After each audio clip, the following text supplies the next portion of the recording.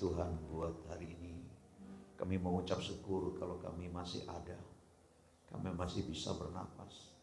Kami masih bisa berdiri di hadirat-Mu. Semua karena kemurahan Tuhan. Sehingga kemurahan Tuhan akan kami pakai sebaik mungkin.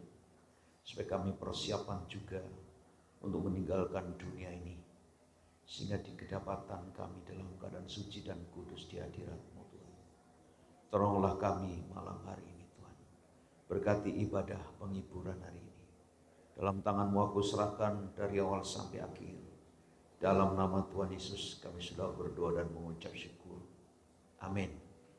Silakan duduk kembali Bapak Ibu. Shalom. Puji Tuhan, hari ini kita ibadah penghiburan yang kedua. Besok sore masih ada penghiburan yang terakhir ya. Itu supaya kita tetap berdoa buat keluarga yang ditinggalkan, tetap hibur, dikuatkan oleh situasi yang memang tidak enak sekali.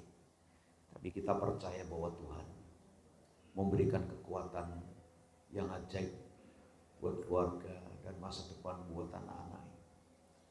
Baik Bapak Ibu, ada satu firman Tuhan dalam Wahyu pasal 14 ayat 13 berkata begini.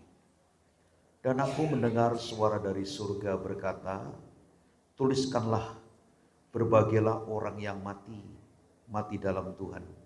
Sejak sekarang ini, sungguh kata Roh, supaya mereka boleh beristirahat dari jerih lelah mereka, karena segala perbuatan mereka menyertai mereka. Alkitab berkata, orang yang mati dalam Tuhan itu disebut sangat berbahagia. Kenapa berbahagia? Karena dia sebenarnya pulang, Pak. Pulang ke tempat asalnya. Tempat asal kita, surga. Tuhan ciptakan surga untuk kita yang mau percaya kepada Tuhan Yesus sebagai Tuhan dan Juru Selamat. Ke surga itu bukan karena perbuatan baik. Ke surga itu bukan karena amal ibadah. Ke surga itu bukan karena jasa-jasamu dengan pekerjaan Tuhan. Ke surga itu jikalau orang hidup di dalam Tuhan, percaya kepada Tuhan, setia sampai akhir. Makanya kematian bukan hal yang menakutkan, tapi kematian adalah hal yang sangat kita tunggu. Karena kita sebenarnya pulang ke tempat asal kita. Tapi Alkitab berkata begini, berbahagialah orang-orang mati yang mati dalam Tuhan, yang mati dalam Tuhan. Tidak semua orang mati di dalam Tuhan. Yang dimaksud mati di dalam Tuhan, orang yang percaya kepada Tuhan Yesus, setia sampai detik terakhir. Maka Alkitab berkata, karena segala perbuatan mereka menyertai mereka. Artinya apa Bapak Ibu? Memang keselamatan itu bukan karena usaha kita. Tetapi kalau kita sudah diselamatkan Tuhan, kita harus berusaha hidup kudus dan suci di hadirat Allah. Supaya apa?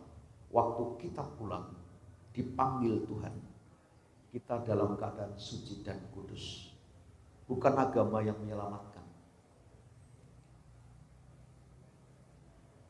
Bukan status kita yang membuat kita selamat. Yang membuat kita selamat perbuatanmu, kudus suci dari awal sampai akhir. Ada banyak orang awalnya sungguh-sungguh dengan Tuhan. Akhirnya tidak sungguh-sungguh lagi dengan Tuhan. Maka ada istilah di Alkitab. Diawali dengan roh, diakhiri dengan daging. Diawali dengan kesetiaan, tapi diakhiri dengan tidak kesetiaan. Ini yang paling kita takutkan Bapak Ibu. Jadi dengar dengan baik. Berbahagia artinya pulang. Ayat Alkitab mengatakan begini. Dalam Yohanes pasal ke-14. Ayat ini sering kita baca, tapi alangkah baiknya kita akan baca kembali supaya Bapak Ibu dengar dengan baik. Janganlah gelisah hatimu, percaya kepada Allah, percayalah juga kepadaku. Di rumah Bapakku banyak tempat tinggal. Jika tidak demikian tentu aku mengatakannya kepadamu. Sebab aku pergi ke situ untuk menyediakan tempat bagimu. Dan apabila aku telah pergi ke situ dan telah menyediakan tempat bagimu, aku akan datang kembali dan membawa kamu ke tempatku, supaya di tempat di mana aku berada, kamu pun berada. Kalau semalam kita bahas mengenai manusia ditentukan hidup satu kali, sesudah itu ditentukan mati satu kali, sesudah itu dihakimi. Perhatikan, jadi betapa penting hidup kita satu kali, mati bisa 2 kali, Pak. Mati secara daging waktu kita usia kita renta, yang pertama. Kedua, mati masuk neraka. Ini yang kita harus tahu. Jangan berpikir neraka itu kalau nggak punya uang itu neraka. Neraka itu kalau susah itu neraka. Neraka itu ada, Pak. Neraka itu nyata. Itu fakta.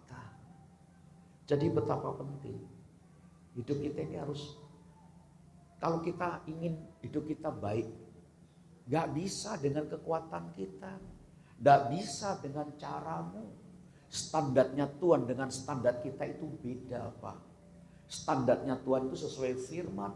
Standar kita itu seperti apa yang aku rasa. Jadi yang main perasaanmu. Kadangkala kita mengukur diri kita dengan cara berpikir kita. Sehingga kadangkala ukuran kita pakaikan kepada ukuran orang. Ukuran kita harus sesuai dengan kata firman.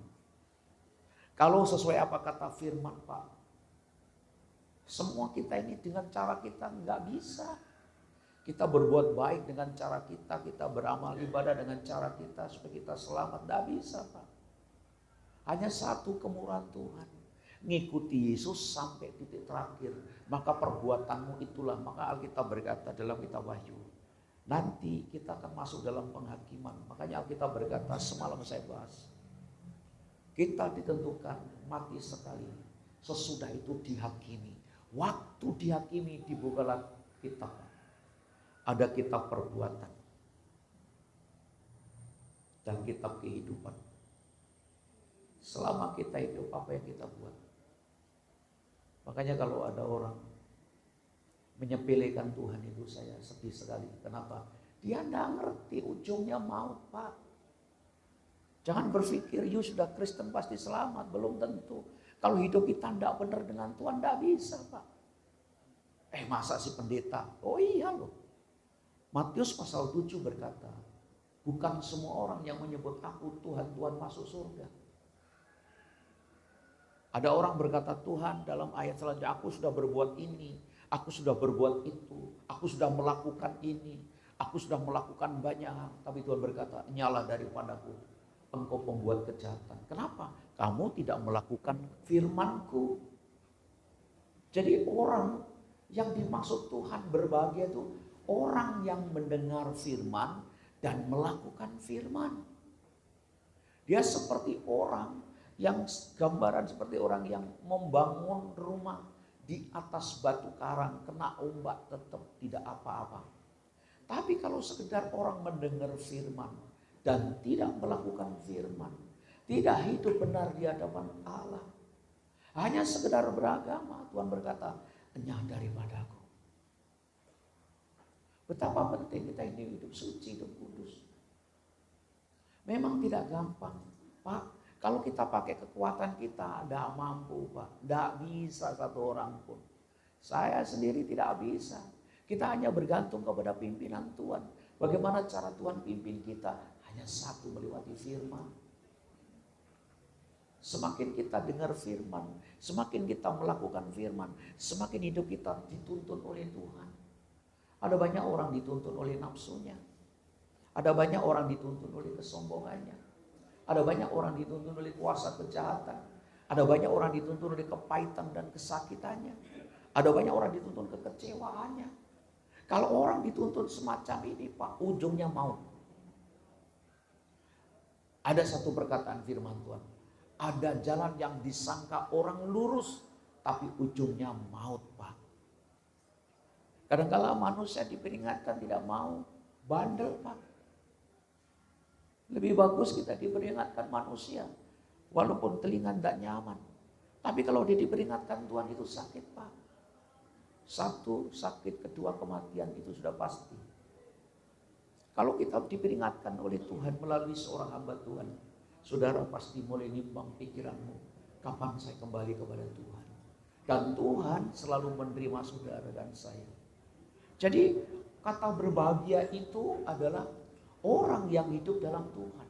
Makanya Tuhan berkata, dan apabila aku telah pergi ke situ dan telah menyediakan tempat bagimu, aku akan datang kembali dan membawa kamu ke tempatku. Supaya di tempat di mana aku berada, kamu pun berada. Jadi Tuhan sendiri yang jemput orang itu. Bukan malaikat maut, Pak. Kalau malaikat maut, malaikat kematian, itu pasti larinya ke mana? Neraka. Kalau Tuhan sendiri berkata pada Ena, aku akan datang kembali dan membawa kamu ke tempatku. Supaya di tempat di mana aku berada, kamu pun berada. Jadi kita disebut berbahagia karena apa? Waktu mati kita dijemput oleh Tuhan sendiri. Ini ayat Alkitab yang bicara. Tuhan sendiri yang jemput kita. Tapi kalau ada orang mati dalam keadaan, pernah nggak lihat ada orang mati? Waduh, seperti orang disiksa, Pak. Pokoknya waduh gelisah, mati begitu rupa sekali. Begitu kesulitan sekali. Seperti terengah-engah, mau sesak napas lah, mau dicekik lah, mau apa, teriak-teriak. Malaikat maut yang jemput dia. Tapi kematian yang berbahagia di dalam Tuhan sederhana sekali, seperti orang tidur. Ada seorang pendeta, saya baca dari satu buku kesaksian. Pendeta ini dikumpulkan anak-anaknya semua. Ketika dikumpulkan anak-anaknya, papa sebentar lagi berangkat. Anak nampak, jangan ngomong begitulah, Pak. Gak usah ngomong gitu, Pak. Dia bilang pamit sama anak-anak, jaga mama baik-baik. Kamu harus melayani Tuhan, kamu harus ikut Tuhan sungguh-sungguh, jangan tidak. Beberapa menit kemudian itu malaikat Tuhan sudah jemput saya. Itu ada seperti malaikat cukup banyak, seperti terang sekali. Ada Tuhan Yesus jemput saya, tapi wajahnya begitu terang sekali. Habis itu dia bilang sama istrinya, baik-baik jaga anak-anaknya. Selamat tinggal, sampai jumpa di surga. Plek mati. Itu yang disebut bahagia. Amin. Kita mau ke sana juga, Pak. Ada pendiri sekolah Oral Roberts University. Oral Roberts, pendeta Oral Roberts. Beberapa tahun lalu dia meninggal dunia. Waktu itu dia di rumah sakit. Dia telepon seluruh anak-anaknya suruh ngumpul. Anak-anaknya suruh ngumpul, semua kumpul, istrinya kumpul. Dia sama dokter, sama suster, sama anak-anaknya itu menyanyi lagu. Pokoknya nyanyi lagu girang sekali. Lagu yang girang sekali. Anaknya bertanya, Pak, kenapa Papa kok nyanyi begitu? Kamu tahu nggak? Karena aku mau berangkat pulang. Dan aku akan bertemu nyanyian kekal di sana. Saudara-saudara, dia sampai nyanyi, sampai napas terakhir. Selesai dia pulang. Itu yang kita rindukan, yang disebut Alkitab. Berbahagialah orang yang mati dalam Tuhan. Jangan kita nyanyi lagu-lagu gak jelas, tiba-tiba jantung mati, mati. Malaikat maut jemput kita. Dalam keadaan mabuk, dalam keadaan ngeblek. Jangan sampai terjadi, Pak. Kematian itu mau tidak mau kita akan alami semua. Orang yang mati di dalam Tuhan, rohnya kembali kepada Tuhan.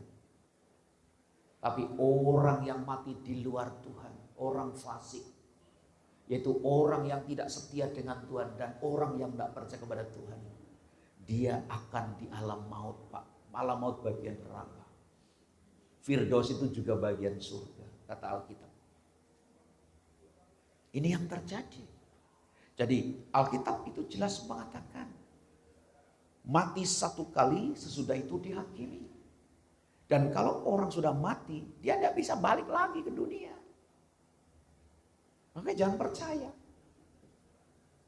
Jangan percaya apa kata orang, dongeng nenek-nenek tua yang tidak berdasar. Kata orang, kita selalu cenderung percaya apa kata orang. Kita selalu cenderung percaya apa kata orang, tanpa dasar yang jelas. Kata orang, 10 orang, cerita yang sama bisa bertambah-tambah, Pak. Titip perkataan bisa ditambah, titip uang bisa kurang. Jangan percaya kalau orang mati balik ke dunia, tidak bakalan balik, Pak. Alkitab penulis berkata begini ya, saya bacakan dalam kitab Ayub pasal 7, ayat 9 dan 10.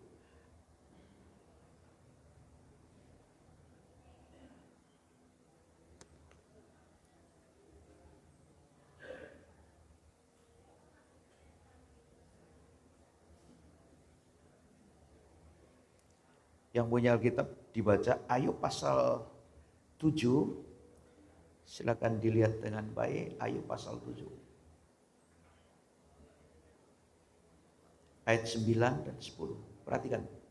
Sebagaimana awan lenyap dan melayang hilang, demikian juga orang yang mati ke dalam dunia orang mati tidak akan muncul kembali. Orang mati tidak akan muncul kembali. Tubuhnya besok kita antar ke kuburan. Oke. Rohnya sudah kembali kepada Sang Pencipta. Kalau dia didapati, dia setia dengan Tuhan, dia sungguh dengan Tuhan, beriman sampai detik terakhirnya, dia ada di Firdaus. Firdaus itu bagian dari surga. Tetapi kalau dia tidak beriman dengan sungguh kepada Tuhan, dia ada di alam maut. Rohnya ada di sana. Jiwanya mati. Jiwa itu pikiran, perasaan, kemauan. Orang mati tidak punya kemauan. Orang mati tidak punya keinginan. Alkitab yang bicara. Tapi kadangkala kita nggak mempercayai Alkitab, mempercayai apa kata orang. Makanya orang mati dikasih makan, dikasih minum. Itu pekerjaan saya lama, Pak. Sebelum saya mengenal Tuhan. Orang mati kita kasih makan, kasih minum. Karena kita berpikir 3 hari mati dia masih dalam rumah rohnya. Makanya wujudnya kayak hantu, sering nemui kita, sering nyekik kita. Itu setan punya, Pak, bukan orangnya. Orang mati kata Alkitab tidak akan muncul kembali. Gak akan muncul. Ia tidak lagi kembali ke rumahnya. Ayat 10. Ia tidak lagi kembali ke rumahnya. Makanya karena orang sering ketakutan di rumah, makanya supaya dia itu mandilah dia bunga 7 rupa, minumlah ramuan ini ramuan itu, pakailah segala penangkal supaya rohnya tidak balik. Makanya ada orang bertanya sama saya, kok buktinya itu ada yang dirasuk neneknya sudah mati kemarin, dirasuk katanya aku adalah nenek kamu, gak harus buat ini buat itu. Itu bukan, itu setan yang menyerupai orang itu. Engkau harus percaya Alkitab. Ini firman yang benar. Saya dulu juga begitu, Pak. Saya tidak percaya orang mati itu langsung ke alam roh, itu nggak percaya. Rohnya masih keliling di rumah. Makanya kita sering lihat, merinding sekali, takut sekali. Kadang-kadang, Pak, setan itu liciknya begini, menyerupai seperti dia. Datang lewat mimpi. Ngomong, kasih, pokoknya kamu harus buat ini, buat itu. Kalau enggak, malapetaka akan ada di rumahmu. Kamu buat ini, buat itu. Kalau enggak, nanti sial ada di rumahmu. Pak, itu setan yang selalu buat sial, Pak. Tuhan tidak pernah buat sial. Kalau engkau nemoni semacam itu, keluarga menemui semacam, jangan diikutin. Engkau harus tolak di dalam nama Yesus. Aku patahkan kuasa itu. Alkitab berkata, Dia tidak lagi datang ke rumahnya dan tidak dikenal lagi tempat tinggalnya. Gak kenal, Pak. Jadi kalau ada orang ngomong, nanti begini, jangan dipercayai. Imanmu harus kepada Kristus. Bahwa orang yang mati di dalam Tuhan sungguh bersama Tuhan. Orang yang tidak di dalam Tuhan dan orang yang tidak sungguh-sungguh dalam Tuhan, dia di alam maut. Orang mati tidak punya kemauan, orang mati tidak punya keinginan karena jiwanya sudah lenyap, Pak. Itu. Jadi yang harus kita lakukan apa? Hanya sama Yesus, Pak. Makanya aturan dunia itu pusing, Pak. Buat kita pusing. Ini nggak boleh, itu nggak boleh, ini pamali, itu pamali. Ikut Tuhan, tidak ada pamali, Pak. Selama aku berjalan dalam Tuhan, dipimpin oleh Tuhan, sesuai firman Tuhan, tidak ada ini itu, tidak ada, Pak. Makanya coba kalau bisa ibu-ibu, kalau orang habis ke kuburan, dia tidak berani masuk rumah. Gak berani masuk kamar. Kenapa? Merasa kotor badannya, lengket, ada seperti roh kematian. Ya enggak ada lah. Engkau bukan kotor, Pak, karena kotormu keringat, panas-panas dan sebagainya. Enggak ada roh ngikuti dirimu, itu enggak ada. Tapi karena kita percaya apa kata orang, sehingga kita enggak boleh masuk rumah dulu, ngambil itu dulu. Baju disuruh orang lain, makanya ada bunga tuh rupa taruh di ember, cuci mukanya. Bayangkan kalau 100 orang ngelap mukanya dengan ember yang sama. Yang nomor pertama itu yang beruntung. Nomor kedua kudisen, kadas, mukanya nggak jelas, penyakit keluar. Masuk lagi sampai orang ke 100. Pulang kena penyakit enggak? Logika kita juga sehat, Pak. Makanya kematian secara Kristen itu gampang sekali. Enggak sulit. Yang buat sulit kan kata orang. Itu. Kita boleh menghargai nenek moyang, kebiasaan nenek moyang. Hargai yang bersangkutan dengan norma etika, kebiasaan yang baik. Kita harus dukung, junjung tinggi itu. Kalau bicara tentang pamali, penyembahan berhala, penyembahan roh, jangan diikutin. Engkau tersesat dan engkau bisa terhilang dalam Tuhan.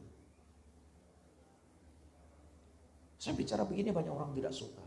Saya nggak peduli, orang tidak dengar omongan saya juga nggak masalah. Dan saya tidak suka menyenangkan hati orang.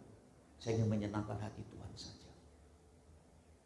Kehadiran saya sebagai seorang hamba Tuhan tidak mau menyenangkan hati orang. Saya ingin menyenangkan hati Rajaku, Gembalaku agung itu. Saya tegas di sini katakan, ayo Bapak Ibu, bersama-sama saya lebih sungguh lagi, saatnya kita tidak tahu kapan kita dipanggil Tuhan.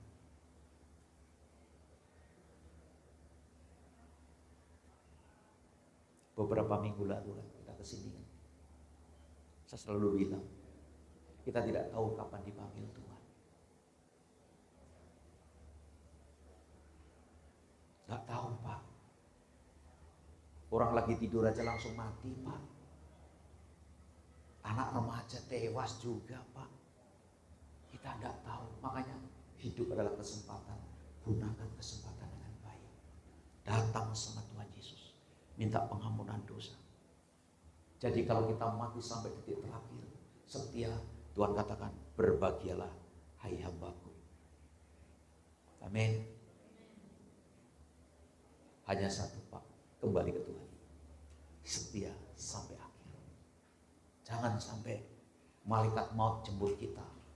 Tapi biarlah Kristus dan para malaikat menjemput kita. Itu luar biasa. Baik, kita akan berdoa. Kita nyanyikan satu pujian, hidup ini adalah kesempatan. Haleluya. Hidup ini adalah kesempatan. Hidup ini untuk melayani Tuhan. Jangan sia-siakan waktu yang Tuhan beri. Hidup ini mentara. hidup. Pakailah hidupku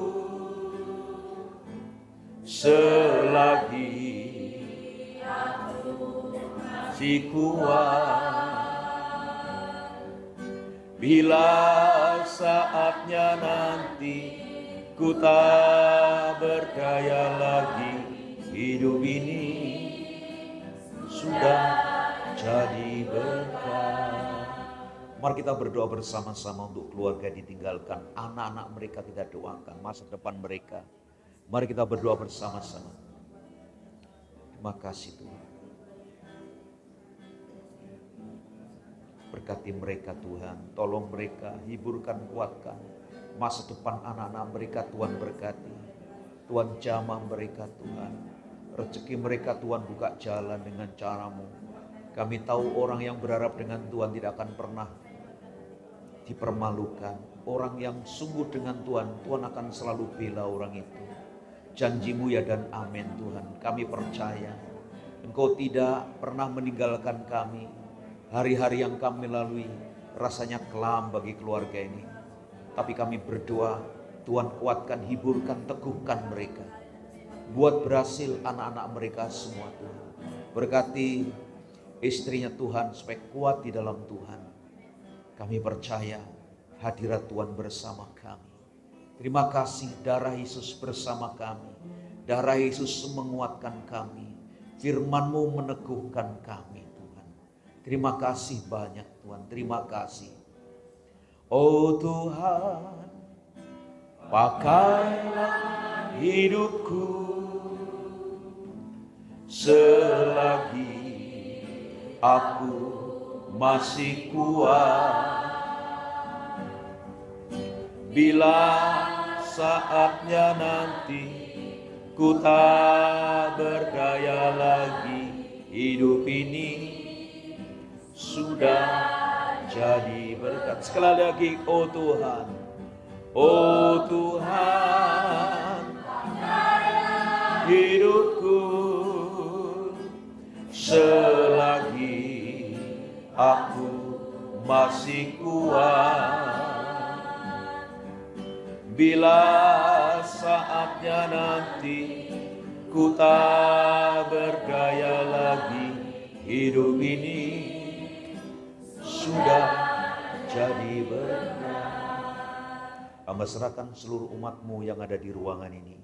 Tuhan tolong mereka, berkati mereka, berkati dengan kesetiaan, kekuatan dari Tuhan, iman yang dari Tuhan.